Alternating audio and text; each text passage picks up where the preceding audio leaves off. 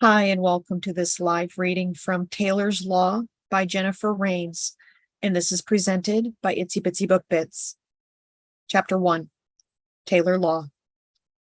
Ella Anderson exited the train station, her gaze captured by the imposing glass and chrome high-rise squatting diagonally opposite. She pressed a hand to her nervous stomach. The few mouthfuls of dry toast she'd forced herself to swallow at breakfast refused to settle. The stylish sign mounted on the front of the building on the other side of the concourse left no room for doubt. Taylor Law. A prestigious location and a blatant statement of wealth and power. Ridiculous to think a building could gleam malevolently, but in the weak rays cast by an autumnal sun, it looked as menacing as it had 8 years ago.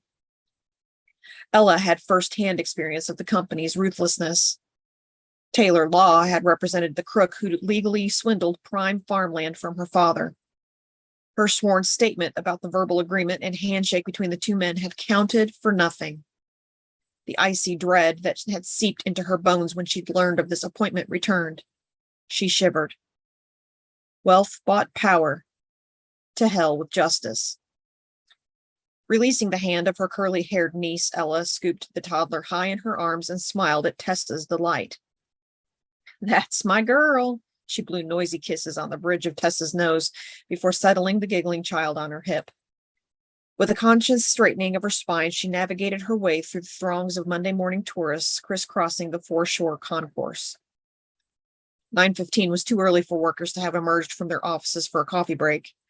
Perfect timing for carefree travelers to head to the ferry wharves for the tourist destinations on Sydney Harbor, Taronga Park Zoo, Manly Beach, or Watson's Bay. Their easygoing laughter was a sharp contrast to her edgy apprehension. Within minutes, she'd walked out of the brisk wind and through automatic entrance doors to the lobby. Quieter here, away from the noise of the street, but the marble tiles were equally formidable, symbolizing clarity and control when she had neither. She'd come to this meeting in place of her sister Chrissy, who could no longer attend anything. Ella swallowed the lump of tears in her throat. A command, she'd hardly call it an invitation, from Jacob Taylor, who wasn't just any lawyer, he carried the building's name. The letter had been in the innocent-looking pile of mail she'd collected from her neighbor when she'd returned from the family farm to the apartment last night. As Chrissy's executor, she'd opened the letter addressed to her sister, the weight of the stiff cream parchment ominous even before she read the missive. The company name in bold print and the typed blunt sentence stating the time and place for this meeting had confused her. The next paragraph mentioned Drew Browning, paternity and custody in carefully crafted sentences, an implied threat that had left her struggling to breathe. Custody. Entering the elevator, she let Tessa press the button for the 10th floor. She slid the child to the floor and took her hand. Smooth, silent, fast, the glass cube rose through the center of the building. A disembodied elevator voice announced each floor. 3, then 7, then 9, cutting her connection to her own world with breathtaking speed. The doors opened into a foyer 3 times the size of her office in the community justice center she managed, and was more opulent than a 5-star hotel. The ripe fragrance of oriental lilies was another assault on her senses. Can I help you? Inquired the elegant blonde perched behind an oversized reception counter. The crimson and white lilies spilled from a vase on her right, plucked of their stamen, presumably to prevent the sticky orange anthers from staining the countertop and marring the perfect image being created.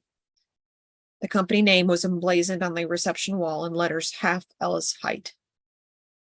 Ms. Anderson, to see Mr. Taylor. She'd only explained Chrissy's absence once. She didn't have the strength for more. Every bone and muscle in her body ached at the injustice of Chrissy's early death. Saying my sister is dead offended her sense of right and wrong, the words becoming harder, not easier, with each retelling. Please take a seat, Ms. Anderson. The woman gestured towards the oxblood Chesterfield positioned against the opposite wall. The color seemed fitting for this antechamber to hell. I'll let Mr. Taylor know you've arrived. The firm instructions reinforced all of Ella's impressions. Power. The word reverberated through her head. Drew Browning, a man whose name didn't appear on Tessa's birth certificate and whom Chrissy had never named, had hired Taylor Law to represent him. Potential father. He was a stranger to Tessa, to Ella, and her family. Choosing Taylor Law to represent him was a brutal demonstration he had the money and power to buy the result he wanted. Panic rose like bile in her throat. She dropped onto the couch, settling Tessa beside her. Oodles! Tessa reached out a hand, her gray gaze full of trust. Ella knew zilch about genetics, but no one in her immediate family had gray eyes. She pulled a soft bear with a chewed ear from her bag. Here's Toodles, and wished for her own brown bear to stand sentinel at her shoulder during this meeting. Tessa began a private and unintelligible conversation with the raggedy toy, while Ella leaned back against the expensive leather, a false comfort. This time yesterday, her path had been clear, raising Tessa as if she were her own child because she loved her. She'd promised Chrissy to give her niece the best upbringing she could. Ella had never questioned the rightness of it. Tessa was the child of her heart, her nurturing love built on a million small memories. Bathing Tessa when she was a baby, sharing mealtimes, comforting her when she was teething, and waiting to give her a hug when she let go of the security of the coffee table to take her first steps. When Chrissy's health stopped her from doing simple tasks, Ella had accepted she'd be a single parent. You can go in now, Miss Anderson. Ready or not, here I come. The words from a children's game echoed in her mind. She had no idea what had precipitated this meeting, but her need to know outweighed the anxiety pounding at her temples, outweighed her concern at bringing Tessa. With her regular sitter unavailable, and the doctor's advice to keep the toddler close until she established new routines, her options had shrunk to zero. Tessa. She waited while the child scrambled off the sofa, the bear clutched in one hand. She held out her hand and the child took it. The secretary threw the paneled teak door wide. A sense of unreality swept over Ella as she approached the office. Today, Tessa might have a father. Dear heaven. She struggled to get her head around the idea. An absent, anonymous man who'd abandoned Chrissy, a man Ella and her family hadn't factored into Tessa's upbringing. Taking a deep breath, she stepped into the lion's den. Two men, where Ella had expected one lawyer, dressed in stylish dark worsted suits, crisp business shirts, and silk ties, stood when she entered. They'd been sitting in low burnished gold leather armchairs, but broke off their conversation to rise at her arrival. The similarity between them ended there. Her attention skittered away from the face of the older man. She assumed he was the lawyer, Jacob Taylor. Her quarry became the younger man who'd stepped towards her. With his body encased in a minimalist, form-fitting lambkin suit, he looked as sleek and lethal as a bullet. His face could have been carved from marble, classic lines, strong bones, and a determined chin. The russet brown hair pulled back into a stubby ponytail, and the gold stud in his right ear shattered his veneer of sophistication. A pirate king. The friendly interest she'd programmed herself to display at this meeting evaporated as their eyes met and held. His steel-gray gaze probed deeply, demanding access to her closest held secrets. Her instinct to share was physically and emotionally shocking. This close, his subtle scent, sandalwood with a dash of something spicy, teased her nostrils, undermining her resistance and offering a giddy temptation she struggled to understand. Her greeting caught in her throat, and she took a step back. Her nerves stretched tight, her body responding to him even as the blazing intelligence concentrated on her shifted into suspicion. She couldn't look away. Who are you? He demanded. The tension in his liquid chocolate voice rippled through her. This man couldn't be Tessa's father. The ferocity of her denial rattled her. Every cell refused to accept he'd been her sister's lover, and some remnant of reasoned thought nagged at her. He'd have eaten Chrissy alive. Eleanor Anderson, with an effort, she gathered her professional poise. Chrissy's sister, Ella. You must be Drew. She reached out a hand. You know damn well I'm not Drew. If you aren't Drew, who are you?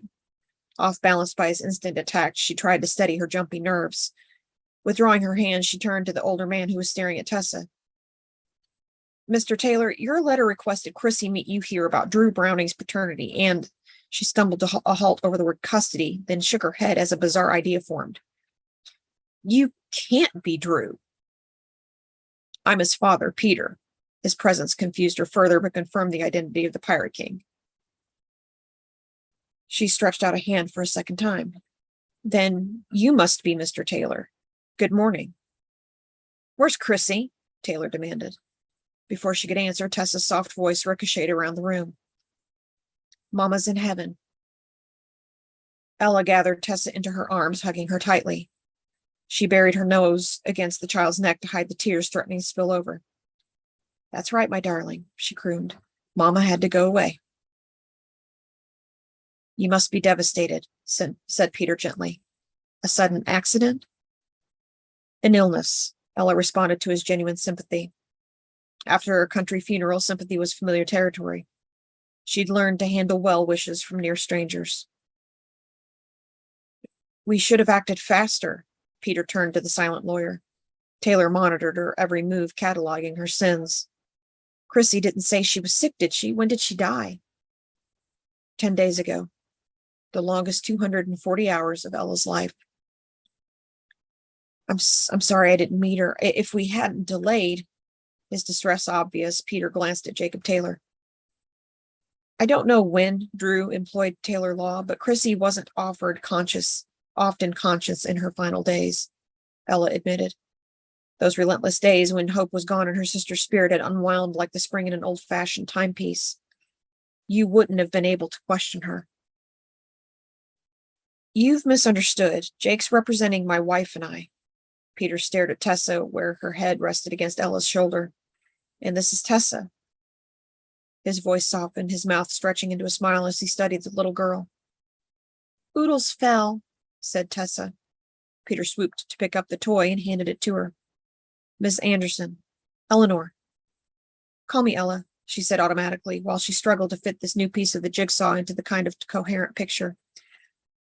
I don't understand. The letter mentioned Drew Browning. Please sit down. Peter Browning opened his arms in welcome.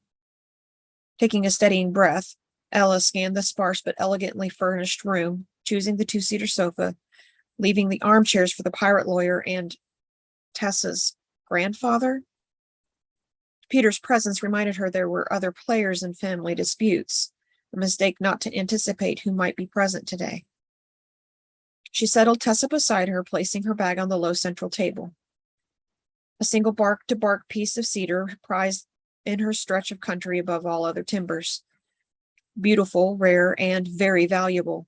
A timely reminder she'd entered an alien universe. Presumptive grandfather, not father, had chosen wealth and power to guard his back. What the hell was going on? Tessa tucked Toodles safely between them, even her childish instincts recognizing danger and seeking to protect.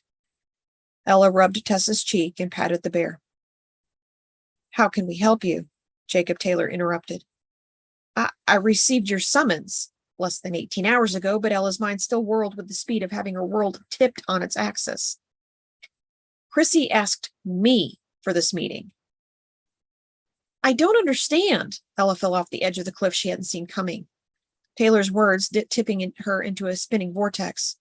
She turned to the older man. Your son didn't initiate this? Her voice cracked, her vision blurred.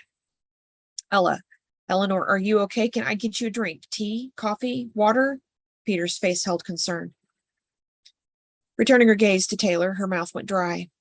More than wealth and power, a history of ruthless elimination of opponents. Any sign of weakness on her part would be an open invitation to take advantage of her. Chrissy, what didn't you tell me? I don't think I'll be here long enough for a cup of tea, but thank you. What don't you understand? Taylor studied her with the intensity of a lepidopterist examining an exotic butterfly on the end of a pin. I assumed Drew contacted you, Ella said. Maybe he'd heard from a mutual friend that Chrissy was dying. Maybe he'd finally bothered to check if there'd been consequences of his relationship with Chrissy. Drew's not in Australia. London's not another planet.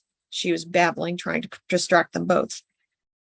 You know Drew's in London, Taylor pounced on her admission. Chrissy said he was. She followed his blog with the dedication of a true fan, and she'd never once mentioned he was her lover. Ella had listened with half an ear to her sister's gushing adoration and never guessed he was Tessa's unnamed father. Did that make her gullible or an idiot? Or had she been selfishly content when Chrissy insisted Tessa was hers alone and she wanted Ella to look after her when Chrissy died? She knew some of the people he wrote about. I had no idea they'd had any kind of personal relationship until I saw your letter. Yet you assumed I was Drew, Taylor challenged.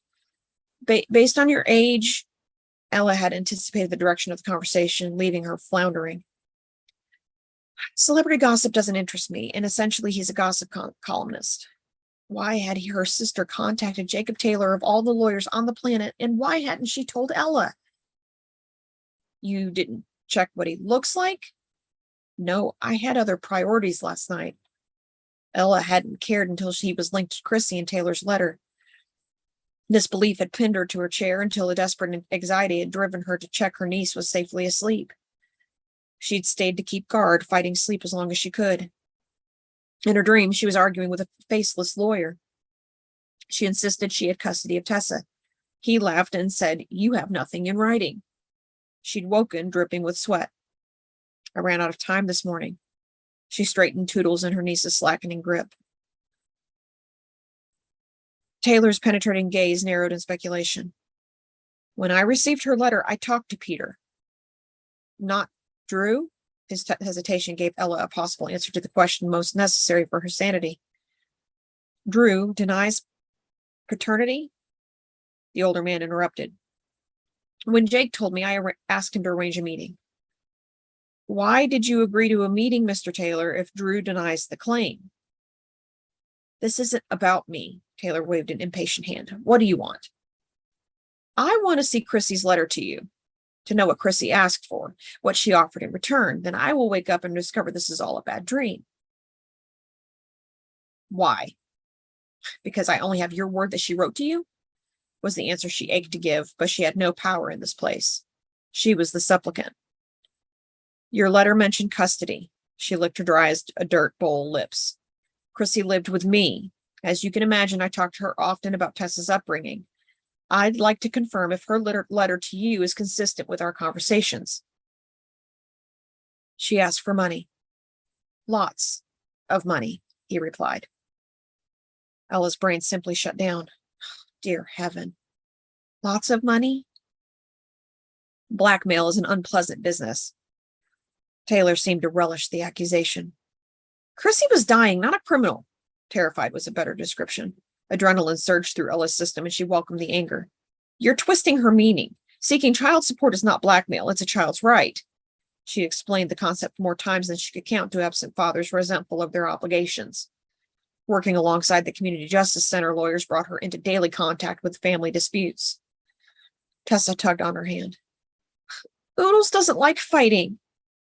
We're not fighting, darling. Ellis ran her fingers up and down Tessa's back in a soothing manner, although she needed the contact more than the child. She met Taylor's smoky stare over the child's head. Her outburst hadn't tempted him to hand over Chrissy's letter. Was the claim for cash in exchange for custody? Stop upsetting Tessa, Jake, and look at her. I have a photo at home that could be her twin. The family resemblance is uncanny. Peter beamed. The physical resemblance isn't enough. Jacob Taylor's unreadable stare rested on her niece, and Ella held her breath. At its heart, this is a paternity claim issued more than 2 years after the event. Braun will love her, Peter said simply. Ella was lost, but the words had a powerful effect on Taylor. He looked tired, the lines around his eyes in sharper relief before he shook off whatever emotion had battered him. We need to fully investigate, he insisted. That's your job. Ella, do you believe your sister? Peter asked. The direct question had Ella reassessing him. Gray hair and a heavily lined face gave the impression life hadn't always been easy for Peter Browning. But the glint lighting his eyes suggested he'd lived, loved, and survived with his sense of humor intact. Under her intent examination, his smile broadened. After reading and rereading Taylor's letter when she couldn't pretend it was some kind of macabre joke, she'd scoured her memory for any references Chrissy had made of Drew. She'd recalled offhand comments and unfinished sentences starting with Drew said or Drew wanted, and was amazed at her blindness in not working it out for herself. Combined with her sister's direct approach to Taylor Law, they added up to a plain truth. With her heart pounding, she said, "If Chrissy said Drew is Tessa's father, then he is." "Tessa's my granddaughter," he whispered with a dazed smile. "Hold on," Taylor's words snapped with the force of a whipcord through the room. "Jake, please." Peter's answer was a quietly spoken plea. The old man's defenselessness triggered more alarm bells for Ella. Was he, like Tessa, an innocent? The younger man's shoulders hunched in exasperation, but his expression offered endless tolerance for the older man. Another possibility for Taylor's hostility occurred to Ella. Concern. The pirate lawyer recognized Peter Browning's vulnerability and was doing all in his power to protect an old man from false claims. She remembered her father's joy when he'd first seen Tessa. The promise of a grandchild was a very big claim. His patience gave her a different insight into Jacob Taylor, a noble knight with his auburn-tinted locks caught in a leather thong. Disciplined in body and mind, and the danger lurking in his eyes a warning he'd defend his own. Knight or pirate, he was displaying chivalrous instincts. "We agreed on this, Peter." Ella hadn't expected care beneath the toughness of the ruthless lawyer. "You talk to Ella. Over there." Peter indicated the windows on the opposite side of the room. "If it's okay with you, Ella, I'll stay with Tessa. I imagine she doesn't like to be away from you at the moment." "She's extra clingy. I'm not leaving her alone with anyone she doesn't know yet." But she didn't want Tessa to overhear her conversation. Small ears picked up surprising details. Peter nodded, moving to sit on the other side of Tessa. "How did Toodles get here today?" "Tess, honey, I'll be over there." Ella pointed before crossing the room, forcing Taylor to follow her. She stopped, her position giving her a clear line of sight to the child. "On the train," Tessa answered her grandfather, her gaze following Ella. "Did he like the train?" "He's a girl." Given Peter's immediate fascination, it was madness to leave him with the child, but Jake had expected Chrissy Anderson to walk through his door, a known entity. He'd prepared for meeting her. Eleanor Anderson represented a Pandora's box of problems. She stopped and swiveled to face him. Her sudden halt and the color flooding her cheeks revealed her unease, a sure sign of guilt. Looking for more signs, Jake found what he searched for. Her crossed arms, her rapid breathing, the turbulence in her large, softly fringed green eyes, and the hasty brush of her hand to tuck some stray honey gold curls behind her ear were a play for time. All evidence she'd miscalculated badly and now needed to change tactics. Tall, slender to the point of thinness, her subtle curves held an appeal he found disconcerting. Under his relentless scrutiny, the color faded from her creamy complexion to accentuate her high cheekbones. Without intending to, his gaze lingered on her mouth. Her teeth tugged on her full lower lip, the action shooting an unexpected judder of awareness through him. A practiced trick, he told himself while fighting the urge to step closer and rub his thumb where her teeth had been, soothing any ache. He imagined her lips would be soft, yielding. The temptation to prove he was right in this as well jolted him out of his racing thoughts. Jake ruthlessly suppressed the unwanted reaction. There was a better than even chance she was responsible for the ugly blackmail attempt in the letter. He wouldn't allow some huckster to steal from his uncle. Peter would have been a soft touch for a grandchild at any time, but since his wife had been diagnosed with a degenerative disease, he was more vulnerable. And Peter was right. His Aunt Braun would love this child. She'd open her arms to Tessa as she had to him when he'd arrived on their doorstep all those years ago, an orphan at 9. He owed them too much to let them be exploited while he did nothing. Let's rewind, shall we? I received a letter claiming to be from Chrissy Anderson. He'd been prepared to listen to Chrissy despite the incoherent threats of blackmail and offered to sell the child for a price. It wasn't in his DNA to turn his back on a child in need.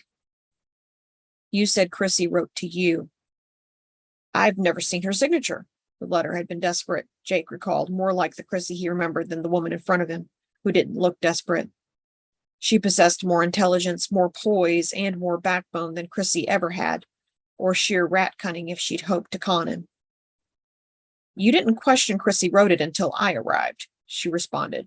It can be easily verified. There are more important questions to answer this morning.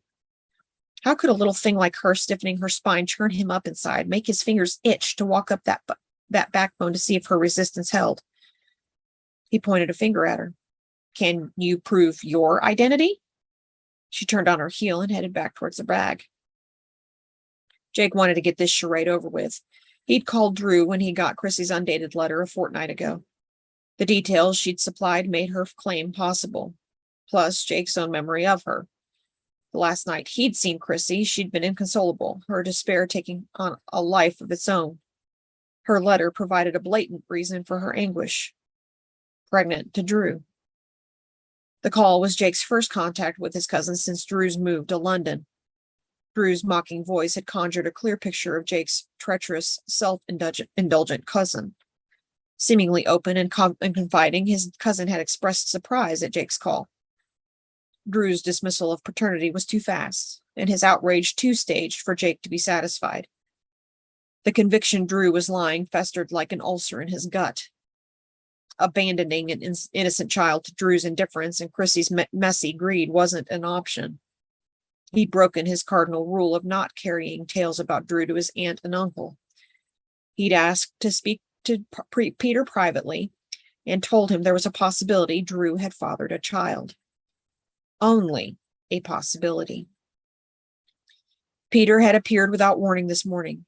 He'd insisted on being present at this meeting and was fast becoming too besotted with Tessa to think straight. Approaching his uncle was a mistake.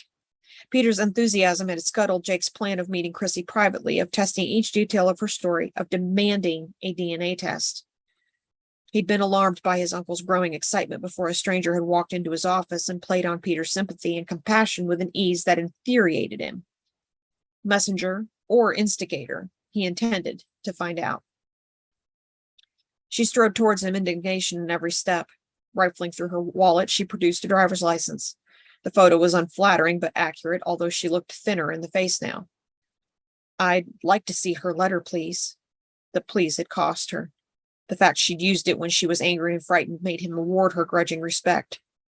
She wasn't a coward. Do you have authority to speak on her behalf? I have had power of attorney and enduring guardianship. Her stricken expression said she understood the futility of her answer. Both powers expired on the death of the person named. I'm her executor. We aren't making a claim against her estate. He wasn't prepared to share the letter, a letter Eleanor might have written or dictated until he'd researched Eleanor Anderson. Do you have any other authority? I have moral authority, if you even understand what that means. She pushed a strand of hair behind her ears, drawing attention to the elegant line of her neck. You're in no position to accuse me of lacking moral authority. Although Jake's suspicions rested largely on the letter's claim for money, she looked as if she'd like to say something but shut her mouth, her lips pressed firmly together. She smelled of honeysuckle and summer days, and he was as crazy as his uncle to be attracted by a woman who could be running an elaborate scam. Her death does complicate the situation. My niece has lost her mother, and I have lost my sister. Her voice trembled. Either she was as accomplished a performer as her sister, or she was struggling to contain unspeakable distress. He'd refused to speak for weeks after his parents' death in a light plane crash. She exhaled a slow breath. That's more than a complication. It makes it harder to get to the truth, he persisted, refusing to accept responsibility for her situation when his uncle and aunt deserved his loyalty. What truth do you want to find, Mr. Taylor? Her emphasis on the word truth implied he was a peddler of lies. I chose neutral territory to discuss Chrissy's claim. Hardly neutral. She glanced around the room, sniffing the air with the disdain of a temperance preacher in a bar. She wouldn't be the first client to assume the deliberate informality was a trap. His office stood in such stark contrast to the rest of the building. His first move to stamp his style on the physical space of his business. I invited you to bring your own solicitor, Miss Anderson. He'd expected Chrissy to come alone, like he'd expected Peter to wait at home to receive his verdict. Ella had answered so many incessant bureaucratic inquiries about her sister in the days since her death that she'd developed a scab over the wound. Taylor's hostility ripped the top off, leaving her with no protection from the cocktail of anger and fear and loss possessing her. His gentleness with Peter had lowered her guard, so she'd lost sight of that crucial fact. Jacob Taylor was the mercenary, the gun for hire. Based on her family's experience with this law firm, ethics was a non-starter in any contest between them. Do I need one, Mr. Taylor? She could have called one of the lawyers from the center last night when she'd opened the letter, but initially she'd been frozen in place, sitting with the missive spread out in front of her. When she tried to move, she ached, body, heart, and soul. Being with Tessa was all that had mattered. Not for the preliminary chat I had planned to have with Chrissy. You planned to have?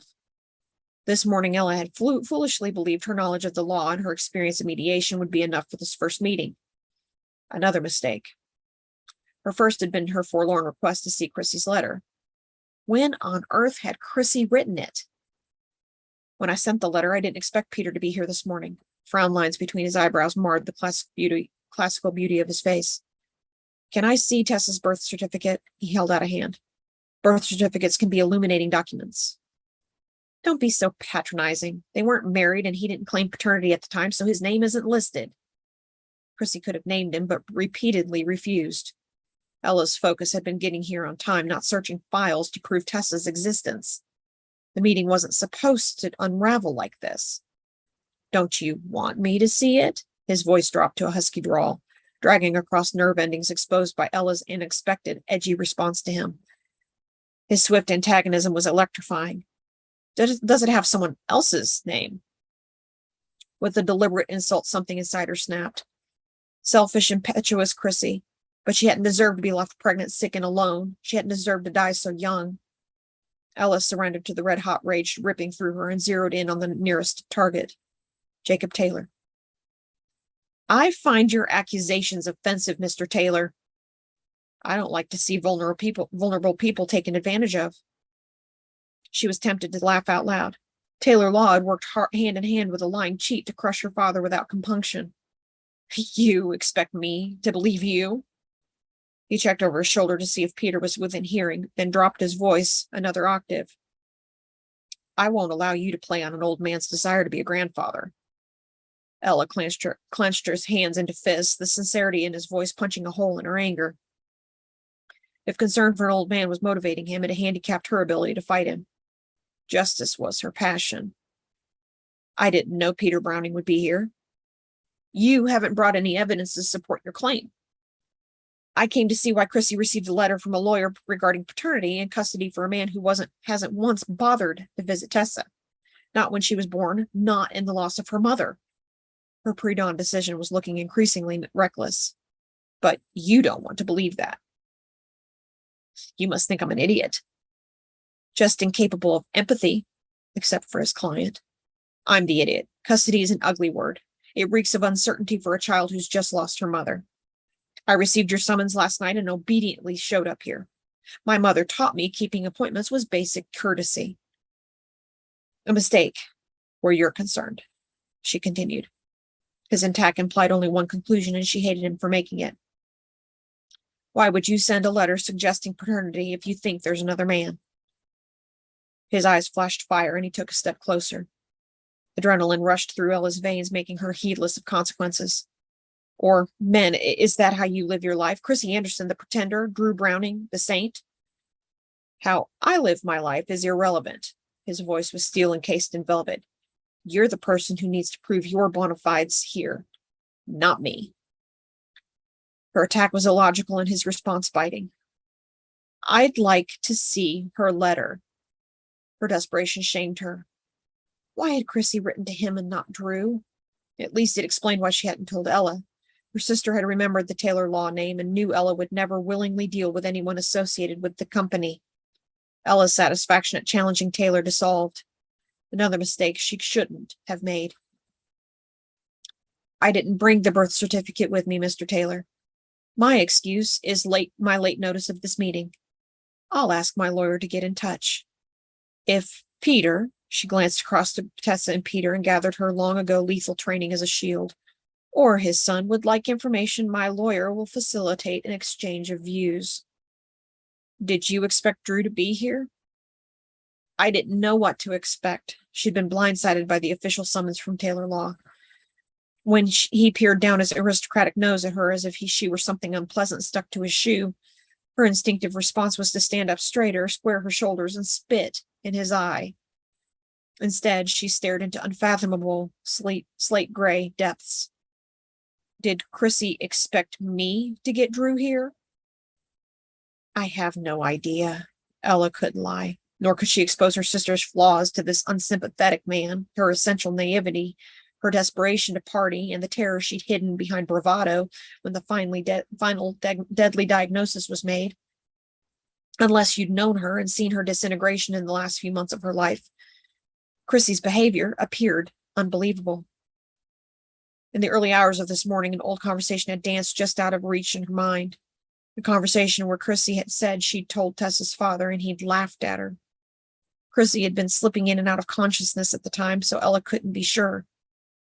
Did Chrissy's letter say anything about telling Drew he was Tessa's father when she discovered she was pregnant? No, and it's the first time I've heard her claim. He kept his voice low and his back to Peter. You knew her. Ella was convinced he was hiding an essential clue to the puzzle. As he eyeballed her, she opted for a wild guess. She wrote to you. You, not Taylor Law. I met her a few times. His tone was noncommittal. With Drew? She swallowed her surprise. He nodded. Then you know more about her relationship with him than I do. The fear in her belly expanded, threatening to paralyze her. Her sister had sent Ella unarmed into the battle of her life. Drew met her when she arrived in town from the country. She had a boyfriend in tow. They split up as soon as she met Drew. He shrugged with an elegant indifference. Ella flinched, recalling the hurtful, cascading consequences of Chrissy's unannounced flight from home. How long did you know her? She and Drew were together a few months, he continued. Her beauty won her some top modeling jobs. She stood out. I saw them at occasional social functions. Were you around when they broke up? Yes. His long lashes dipped to hide his expression. Ella would swap a month's supply of Terralucci, her favorite Italian nibble, to know when he wasn't telling her. What did she say then? Chrissy didn't tell me she was pregnant.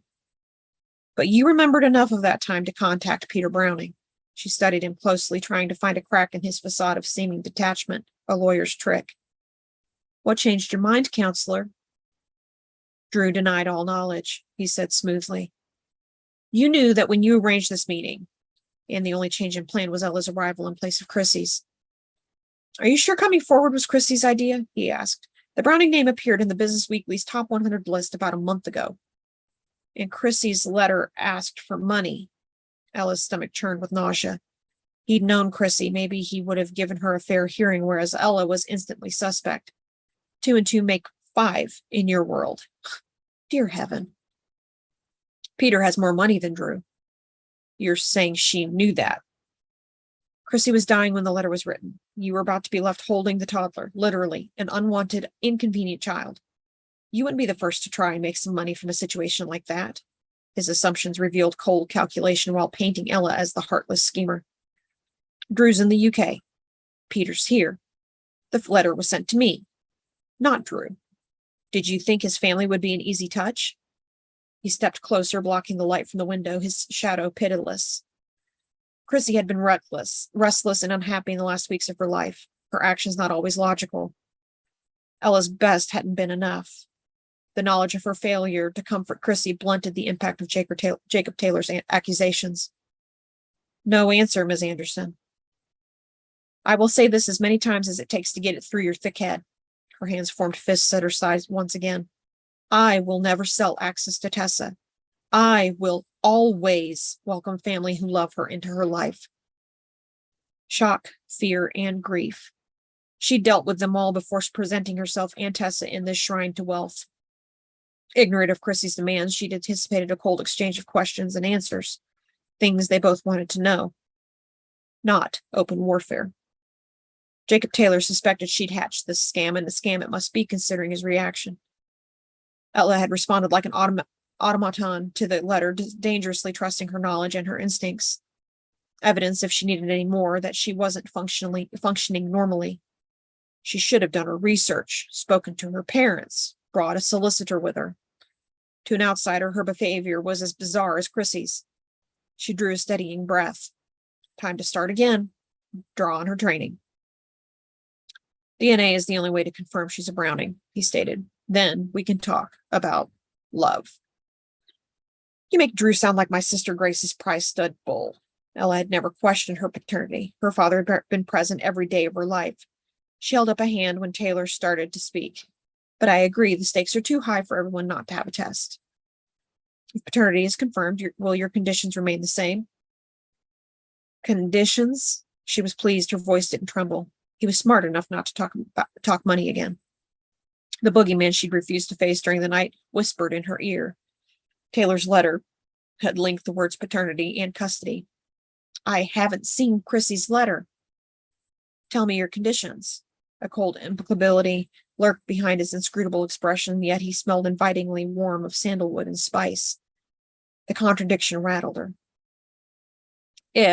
When Drew is confirmed as Tessa's father, I am prepared to grant access to Peter and his wife. She swallowed, her mouth dry with fear. Unless they intend harm, I believe grandparents should be part of a child's life. The letter offered sole custody at a price. Blood roared in her ears as the horror of Chrissy's betrayal hit her with the force of a battering ram. The reason his condemnation ran bone deep. And she couldn't blame him. I'll make arrangements with your lawyer, Taylor said. For the DNA test, Ella matched his icy neutrality when rage against the obscene suggestion Tessa was for sale, that any child was for sale, burned through her. Her nails dug into her palms. She half lifted her fists, ready to pummel him until he stopped telling her Chrissy had kept secrets from her again. Except he was the messenger. Her sister was offering Tessa to the highest bidder.